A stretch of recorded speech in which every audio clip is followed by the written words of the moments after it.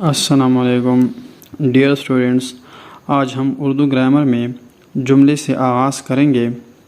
جملے کسے کہتے ہیں؟ الفاظ کا ایسا مجموعہ جس سے پورا مطلب سمجھ میں آ جائے جملہ کہلاتا ہے۔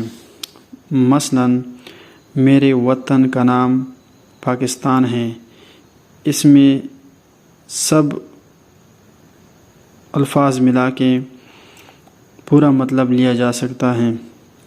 یہ بہت خوبصورت ملک ہے، میں جماعت ہشتم کا طالب علم ہوں، ہم سب پاکستانی ہیں۔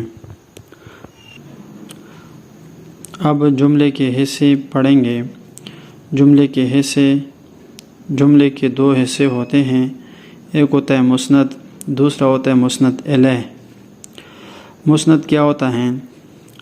مسند جملے کا وہ حصہ جو ظاہر کرے کہ کس فرد یا چیز کے بارے میں کہا گیا ہے، یا جملے میں جو کچھ بیان کیا جاتا ہے مسند کہلاتا ہے۔ مثلاً چور چوری کرتا ہے، نیک نیکی کرتا ہے، ان میں کرتا ہے مسند ہے۔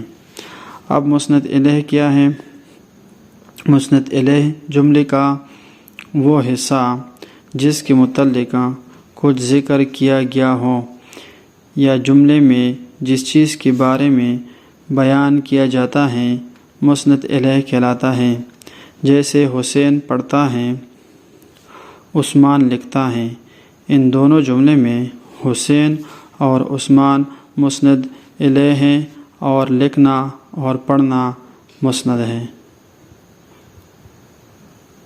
امید کرتا ہوں دوستوں آپ لوگوں کو مسند الیہ اور مسند کے بارے میں